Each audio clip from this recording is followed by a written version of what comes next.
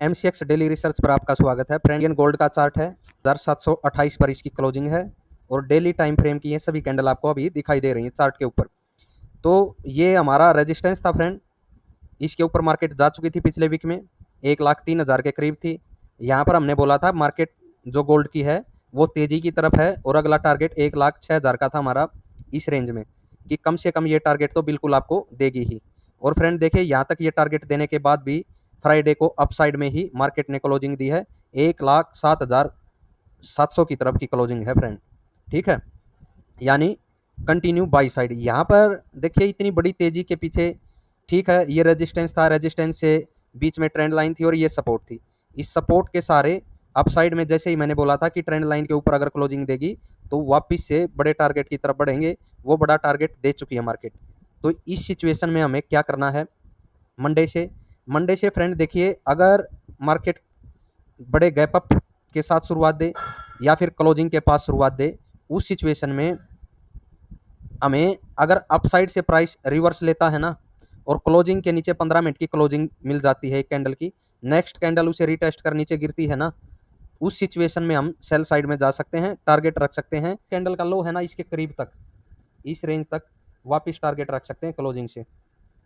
ठीक है, ये कैंडल का लो अगर ब्रेक होता है तो फिर हम 1,03,000 के करीब इस रेंज की तरफ भी आ सकते हैं फ्रेंड। अगर ये कैंडल का लो ब्रेक नहीं हुआ यहाँ पर और फिर से मार्केट के अंदर तेजी लौट सकती है, और वो तेजी कब तक लौट सकती है वो फ्रेंड देखिए, सिल्वर के चार्ट पर ध्यान रखना होगा हमें।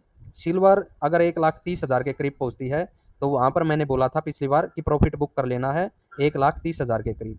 ठीक है ना, वहां पर देखिए फिर से संकट के बादल गहरा सकते हैं डाउन साइड में, या फिर प्राइस रेंज बाउंड हो सकता है उस रेंज में। तो इस चीज़ को ध्यान में लेकर के चलेंगे और उस रेंज तक मार्केट में तेजी है, देखते हैं रिवर्सल का संकेत मिलता है मंडे को या नहीं। देखिए फ्रेंड, सिल्वर का चार्ट है और डेली टाइम फ्रेम की यहाँ पर भी कैंडल ली गई है। गोल्ड सिल्वर के अंदर बड़े टारगेट देखने को मिल रहे हैं और ये हमारी सपोर्ट थी, इस सपोर्ट का जिक्र मैंने कई बार किया था आपको। ठीक है, ये सपोर्ट से देखिए मार्केट किस तरह से रिटेस्ट कर अपसाइड में बढ़ी है, और जैसा अनुमान था 1,20,000 का, और पिछले वीक में मैंने बोला था 20,000 पर बुक नहीं करेंगे, 1,30,000 की तरफ का वेट करेंगे। तो इस वीक में हमें 1,26,000 के ऊपर का टारगेट देखने को मिला फ्रेंड। और यहाँ पर मंडे से देखिए काफ़ी तेजी आ चुकी है। मंडे को अगर फिर से गैप अप देखने को मिले अच्छी बात है, 1,30,000 की तरफ का टारगेट हमें देखने को मिल सकता है। लेकिन अगर इस रेंज को मार्केट ब्रेक ही नहीं करती है, इधर या तो नीचे ही ओपनिंग दे, उस रेंज सिचुएशन में क्या मान करके चलेंगे। देखिए फ्रेंड, तेजी के बाद अगर इस हाई को अब जो इस वीक का है मार्केट यहाँ पर ब्रेक नहीं करेगी और क्लोजिंग के नीचे प्राइस सस्टेन होगा, तो उस सिचुएशन में अप साइड से इस रेंज के साथ मैं सेल साइड में बैठना चाहूँगा और 1,16,000 17,000 की तरफ अपना टारगेट रखूँगा सेल साइड में इधर। ठीक है, ये हमारा टारगेट फर्स्ट होगा इधर से।